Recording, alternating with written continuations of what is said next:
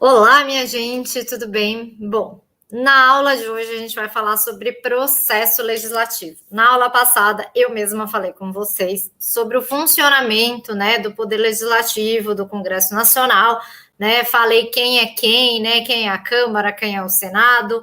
Falei de algumas competências privativas, tanto da Câmara quanto do Senado.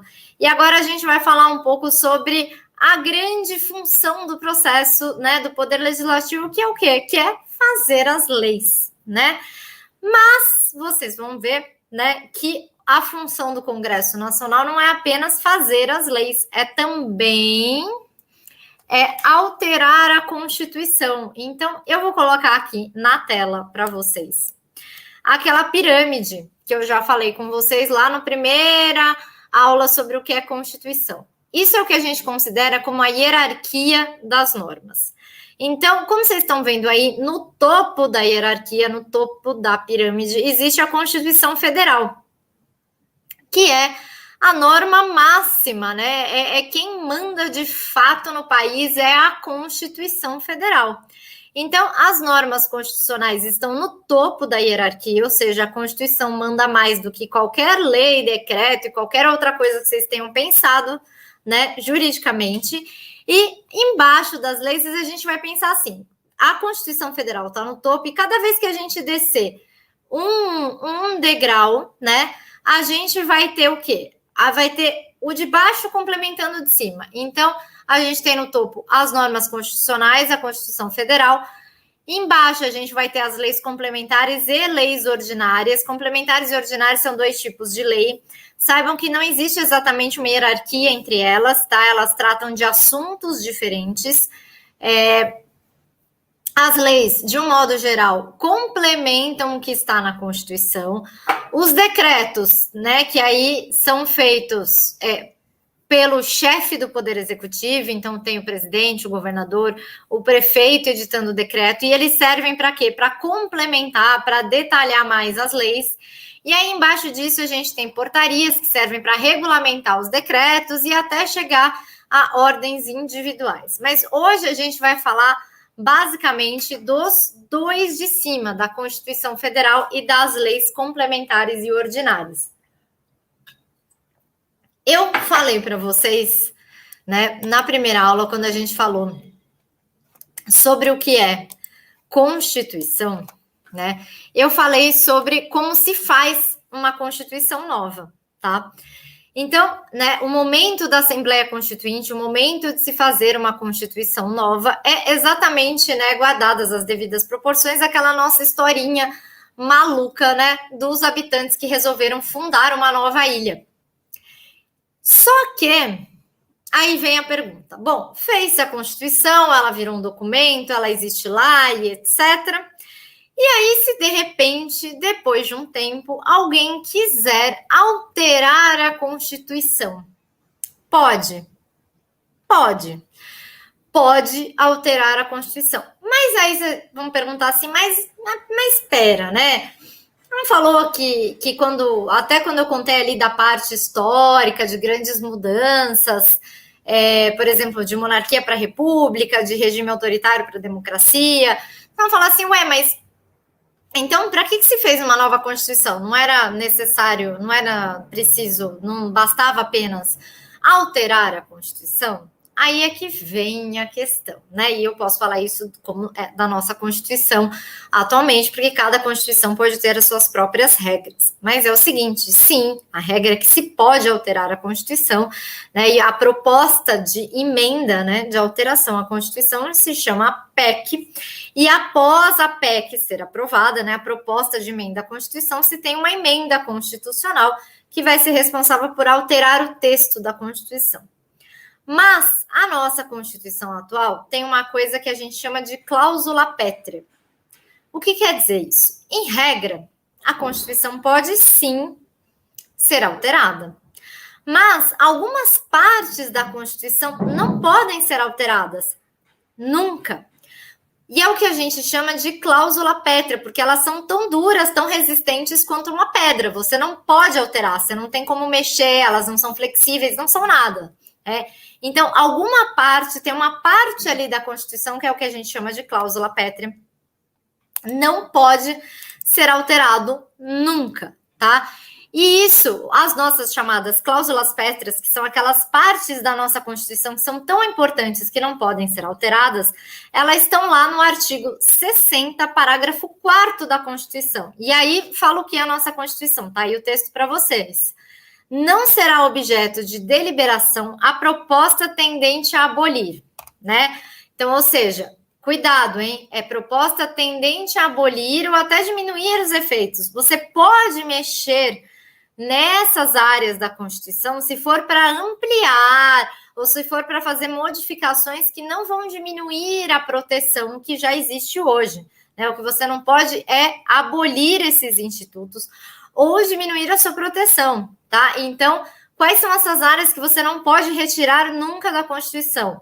A forma federativa de Estado, o voto direto, secreto, universal e periódico, ou seja, né, vocês vejam que a nossa Constituição tem um apreço muito grande, né, por vivermos numa democracia com voto secreto, direto, ou seja, a gente elege diretamente os nossos representantes, universal, ou seja, todo mundo pode votar, e periódico. Outra coisa que não se pode retirar da Constituição é a chamada separação dos poderes. Então, os poderes legislativo, executivo e judiciário continuam e sempre continuarão a ser poderes independentes, ou seja, não tem nenhum que manda mais em outro, todos têm a mesma importância, mas eles são harmônicos, eles têm que conviver juntos. E, por fim, os direitos e garantias individuais, que vai ser o tema das nossas últimas aulas. Então, com exceção destes temas, é possível alterar a Constituição. E aí vocês vão me perguntar, mas é fácil alterar a Constituição? Não, alterar a Constituição não é fácil, talvez devesse ser um pouco mais difícil, porque a nossa Constituição já foi alterada umas 300 mil vezes. Brincando, sem exagero, mas a nossa Constituição já foi muito emendada, já foi muito alterada. Mas não é um procedimento fácil. Primeiro, quem é que pode propor a alteração da Constituição? Né? Bom, vocês já sabem que o Congresso Nacional é ele que vota, né, a alteração da Constituição. Então, é ele que, na prática, altera a Constituição. Mas quem pode ter a ideia, né? Alguém precisa ter a ideia, né, de alterar a Constituição. E quem é que pode ter essa ideia de alterar a Constituição e apresentar uma proposta de emenda constitucional? É qualquer pessoa? Não é qualquer pessoa. E olha que também não é fácil, hein? Então, veja lá, segundo a nossa Constituição, para apresentar uma PEC, precisa ser ou 1/3, no mínimo, pode ser mais, dos membros da Câmara ou do Senado, ou seja, um senador sozinho, um deputado sozinho, não consegue apresentar uma PEC, precisa de, no mínimo, 1/3 dos deputados ou do Senado. O presidente da República pode apresentar uma proposta de emenda à Constituição e, por fim, também aqui existe uma possibilidade de participação das Assembleias Legislativas dos Estados, ou seja, dos entes federativos. Ou seja, e como é que existe essa participação? É possível apresentar uma PEC, né, desde que ela esteja assinada por mais da metade das Assembleias Legislativas das unidades da Federação, sendo que cada uma dessas Assembleias Legislativas deve ter votado, deve ter aprovado essa proposta de emenda pela maioria relativa dos seus membros. Ou seja, vejam que não é lá muito fácil, né, alterar a Constituição. E aí, bom, então a gente sabe quem pode apresentar uma proposta de emenda à Constituição, e aí como é que ela é apresentada, né? Como é que ela é votada, como é que se altera a Constituição.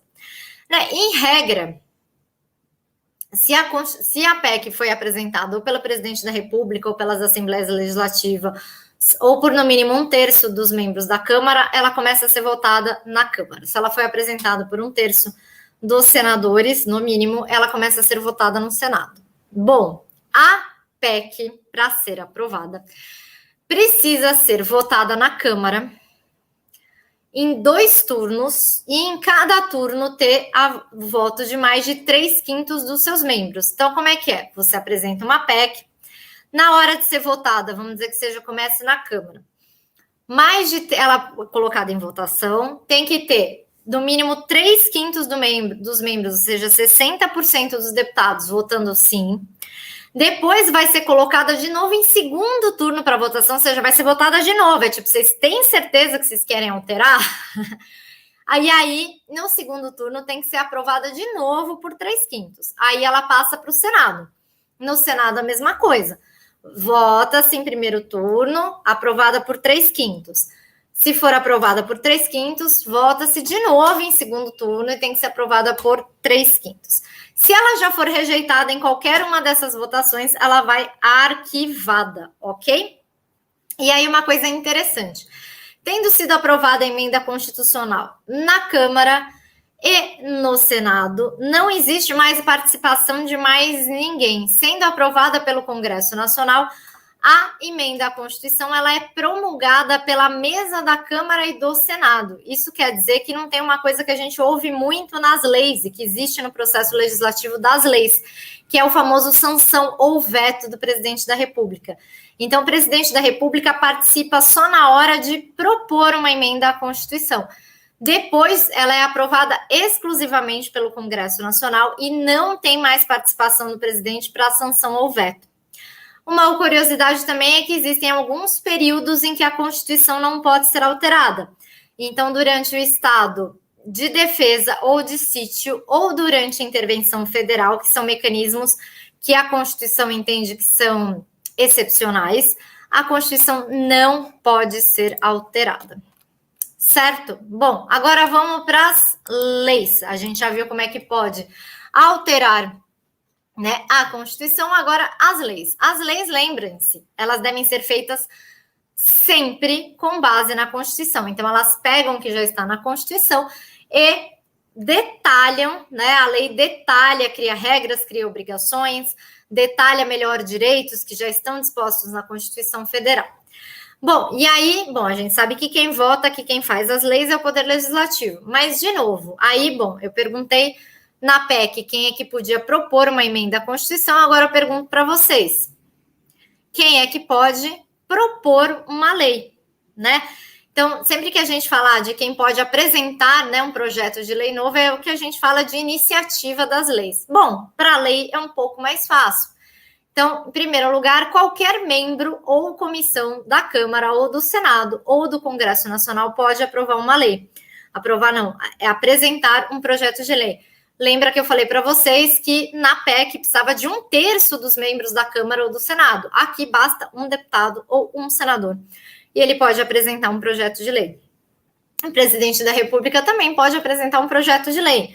Para alguns casos que são típicos do Poder Judiciário, também tem o STF, Tribunais Superiores e o Procurador-Geral da República também podem apresentar projetos de lei que tenham relação com a carreira, né, desses órgãos. E existe, por fim, o chamado projeto de iniciativa popular, ou seja, que permite que cidadãos comuns apresentem projetos de lei. Aí vocês vão ver que, a depender da matéria, existem alguns projetos de lei que são privativos, ou seja, que são exclusivos de alguma pessoa.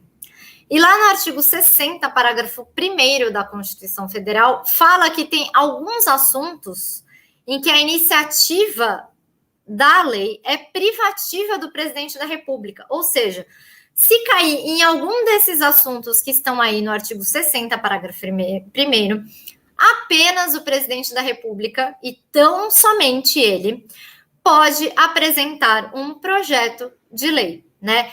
Então, toda vez que vocês lerem na Constituição escrito privativa, como tem a lição de iniciativa privativa do presidente da República, quer dizer que é exclusivo dele, só ele pode fazer isso.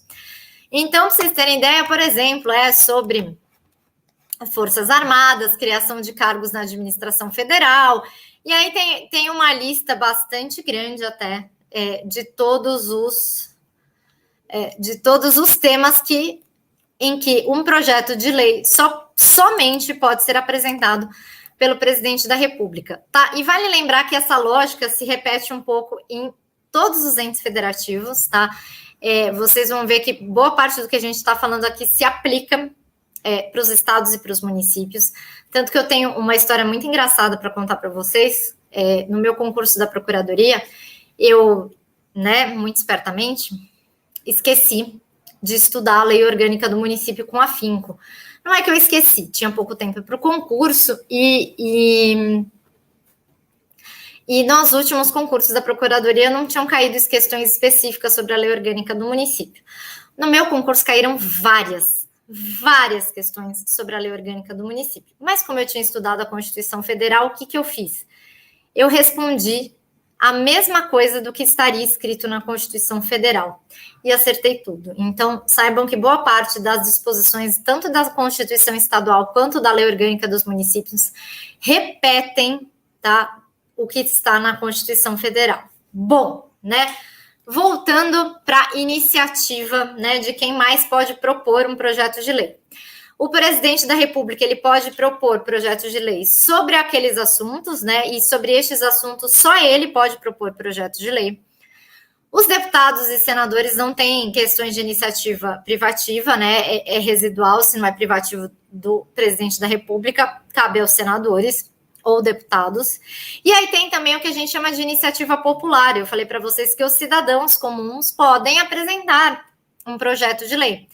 Só que é meio difícil, é meio chato. A gente tem alguns projetos de lei que foram apresentados por iniciativa popular, mas é um procedimento um pouco chato.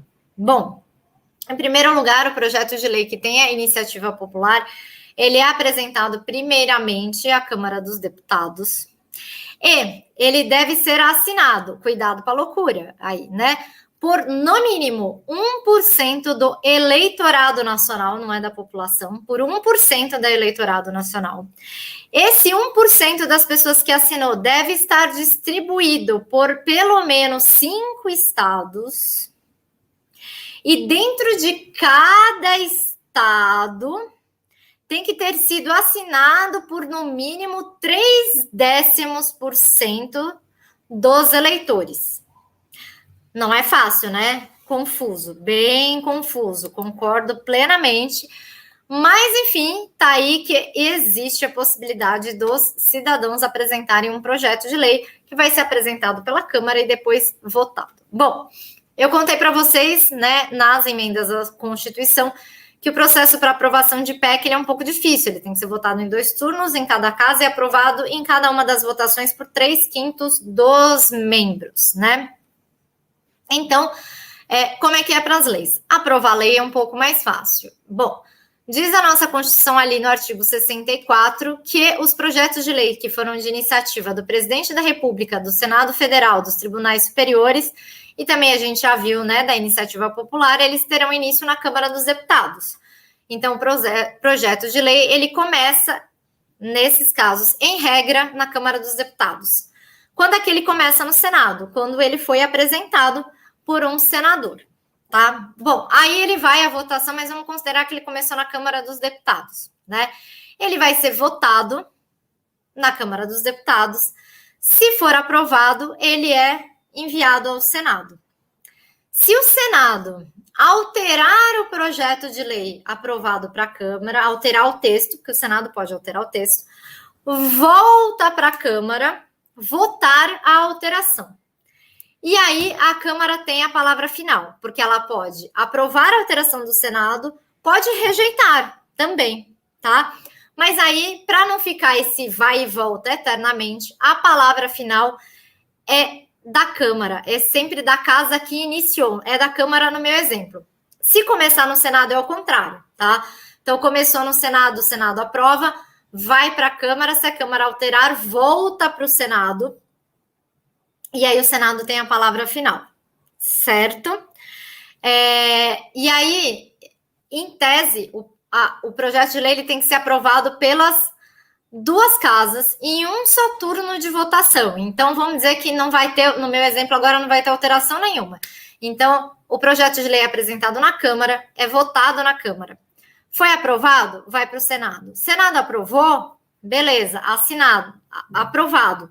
Só em um turno, não tem essas coisas, né? E, em regra, é por maioria simples, ou seja, 50% mais um dos presentes. Lembra que eu falei, desde que esteja presente naquele dia, a maioria absoluta, que é 50% mais um, do número total de membros da casa, tá? Então, por isso que muitas vezes vocês vão ver quando a preocupação ou no Senado ou na Câmara que não deu quórum, por exemplo, quando não tem maioria absoluta dos membros, ou seja, 50% total, né, dos membros, não tem 50% mais um dos membros da casa, não se inicia a votação. Então, muitas vezes, quando um partido, um grupo político quer impedir a votação, as pessoas não aparecem, os deputados ou senadores não aparecem no plenário para não dar quórum, ou seja, nem se conseguir votar o projeto de lei. Bom, aprovado o projeto de lei no Congresso Nacional, ele vai para a sanção ou veto do presidente da República. O que é a sanção? A sanção é o de acordo, é o famoso joinha, como se o presidente desse ciente. Estou de acordo com um projeto de lei aprovado pelo Congresso. Mas o presidente pode vetar, ou seja, ele pode querer retirar toda a lei, impedir que toda a lei, né, todo projeto de lei vire lei ou partes do projeto de lei. E cuidado que partes tem que ser assim, o artigo inteiro, o parágrafo inteiro, o inciso inteiro. O presidente da República não pode vetar palavras, porque muitas vezes se ele veta só um não, ele altera o sentido total. Né? Então tem que vetar o dispositivo inteiro, ou o artigo, ou o inciso, ou o parágrafo, não pode vetar só palavras, tá? E aí, quando o presidente vai vetar um projeto de lei, ou seja, falar que ele não concorda com uma parte ou com o projeto de lei como um todo, esse veto pode acontecer por motivos de interesse público, tá? Ou seja, juridicamente o projeto de lei está perfeito, está tudo certo, mas o presidente entende que não é conveniente politicamente que aquela lei, que aquele projeto de lei vire lei. Então, ele pode vetar por motivos de interesse público. Mas ele também pode vetar por motivos de inconstitucionalidade, ou seja, ele pode olhar e falar assim, nossa, essa lei está desrespeitando totalmente a Constituição, então vou vetar. Existe um prazo para o veto do presidente da República. Esse prazo é de 15 dias. Se o presidente não se manifestar em 15 dias, significa que ele concordou tacitamente, ou seja, né, silenciosamente, sem se manifestar, né, com o projeto de lei. Então, se não houver veto em 15 dias, há o que a gente chama de sanção tácita e o projeto de lei vira lei. Bom, aí eu falei para vocês que existiam dois tipos de leis, as chamadas leis ordinárias e leis complementares. Cuidado aqui que o significado de ordinária é o significado original da palavra, que quer dizer comum, né? Ninguém está xingando a pobre da lei. A lei ordinária são as leis comuns, são as leis básicas.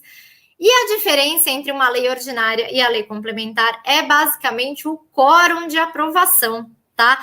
As leis ordinárias são aprovadas por maioria simples, ou seja, metade mais um dos presentes. Já as leis complementares são aprovadas por maioria absoluta, que é por metade mais um dos membros, tá? Se vocês forem olhar durante todo o texto da Constituição, ele vai falar que alguns assuntos devem ser tratados por leis complementares, que é o caso, por exemplo, do artigo 23, parágrafo único da Constituição, que fala que as leis complementares fixarão normas para a cooperação entre a União, os estados, o Distrito Federal e os municípios, tendo em vista o equilíbrio do desenvolvimento e do bem-estar nacional. Certo? Bom, outro tipo, né, de legislação que existe é a famosa medida provisória. A medida provisória não é lei, tá? Ela pode se converter em lei. A medida provisória é uma medida provisória, ele é um tipo normativo específico. A medida provisória ela é editada por quem? Quem é que escreve a medida provisória? É o presidente da República. E a medida provisória ela tem força de lei. É como se ela fosse uma lei, mas ela não é uma lei, tá? É uma medida provisória. Como o nome diz, por ser provisória, ela deve ser editada pelo presidente da República somente em casos de relevância e urgência. Então, são para aqueles casos em que não dá tempo de esperar que o Congresso Nacional aprove uma lei, né? Não dá tempo de seguir todo o trâmite do Congresso Nacional. Então, nesses casos, havendo relevância e urgência, o presidente da República edita a medida provisória que vai ter força de lei. E ele edita a medida provisória e imediatamente manda esta medida provisória para a análise do Congresso Nacional. A nossa Constituição proíbe que seja editada a medida provisória sobre alguns assuntos, tá? Então, tá aí no parágrafo 62, artigo 62, parágrafo 1º, que é vedada, ou seja, é proibida a edição de medidas provisórias sobre nacionalidade, cidadania, direitos políticos, partidos políticos e direito eleitoral, direito penal, processual penal e processo civil, ou seja, não se pode criar crime por medida provisória, organização do Poder Judiciário, do Ministério Público, carreira e garantia de seus membros. E aqui partes de planos plurianuais, diretrizes orçamentárias, orçamento, ou seja, também não se pode editar medida provisória envolvendo questões orçamentárias. E aqui é uma aqui que é destinada, né, para quem, não sei se alguém se lembra, se viveu ou já ouviu algum dos seus familiares falando sobre a questão do sequestro da poupança na época do governo Collor, que foi feita por medida provisória, né? Então, numa emenda, numa alteração à Constituição, né, diz a nossa Constituição que isso foi incluído por uma emenda, que não pode ser editada nenhuma medida provisória que tenha como objetivo a detenção ou sequestro de bens de poupança popular ou de qualquer outro ativo financeiro. Então, né, o que aconteceu no governo Collor de se sequestrar a poupança, né, dos brasileiros por medida provisória não pode acontecer mais, porque houve essa proibição aí que foi incluída na Constituição por meio de uma emenda. Também não pode se editar medida provisória sobre assunto que seja específico de lei complementar, e também não pode haver medida provisória sobre um assunto que já esteja sendo debatido em projeto de lei que esteja aprovado no Congresso Nacional e que esteja pendente de sanção ou veto do presidente da República. Ou seja, se o Congresso Nacional já fez uma lei, já aprovou um projeto de lei sobre aquele assunto, está para sanção ou veto, cabe ao presidente apenas sancionar ou vetar aquele projeto de lei. Ele não pode falar, eu não gostei desse projeto de lei, eu vou apresentar uma medida provisória sobre esse assunto, porque eu não gostei do que falou o Congresso. Não pode. Bom, e aí, como é que o Congresso analisa a medida provisória? A medida provisória, eu não sei se vocês já acompanharam, mas já rendeu boas discussões no Congresso, né, sobre a aprovação ou não de medidas provisórias. Bom, a medida provisória deve ser convertida em lei pelo Congresso Nacional no prazo de 60 dias. E esse prazo pode ser prorrogado por mais 60 dias. Se neste período o Congresso Nacional não aprovar, né, não converter a medida provisória em lei, ou seja, não aprovar essa medida provisória, a medida provisória perde a sua eficácia, ou seja, ela deixa de existir, detalhe, desde o dia da sua edição. Ou seja, né, essa medida provisória foi editada 120 dias atrás e o Congresso Nacional ou não aprova, ele não vota, ou ele rejeita a medida provisória, ela perde eficácia desde o dia em que ela foi editada, ou seja, 120 dias atrás. É claro que por meio que pode ser regulamentado, né, os efeitos. Eu falo, mas se alguém praticou um ato de acordo com aquela medida provisória, o ato era permitido e depois não é mais. Bom, nesses casos sempre é possível regulamentar os efeitos, ou seja, né, colocar algumas exceções, falando para que determinados atos que foram praticados na vigência da medida provisória podem ser mantidos e etc. Bom, a medida provisória, editada pelo presidente da República, ela começa a ser votada na Câmara dos Deputados, tá? E se ela for rejeitada, a medida provisória, ou se o Congresso não votar a medida provisória naquele prazo de 120 dias, a medida provisória, essa mesma medida provisória, este mesmo assunto, ela não pode ser reeditada na mesma sessão legislativa. Lembra que eu falei para vocês que sessão legislativa é aquele período, né, de 1 ano, né, do Congresso? Então, se a medida provisória for rejeitada ou o Congresso não aprovar naquele prazo de 60 dias, o presidente da República pode reeditar a medida provisória? Pode, mas só na próxima sessão legislativa, ou seja, só no ano que vem, no ano seguinte. Certo? Bom, esse é a aula, esse é o assunto que eu queria conversar com vocês um pouco, né, para vocês terem ideia de como é o processo legislativo, aquela famosa frase, né, como as leis são feitas, ninguém sabe. Em tese, está aí o procedimento de como as leis são feitas, como a nossa Constituição é alterada e como são editadas e aprovadas as famosas medidas provisórias. Bom, espero que tenham gostado e até a próxima aula.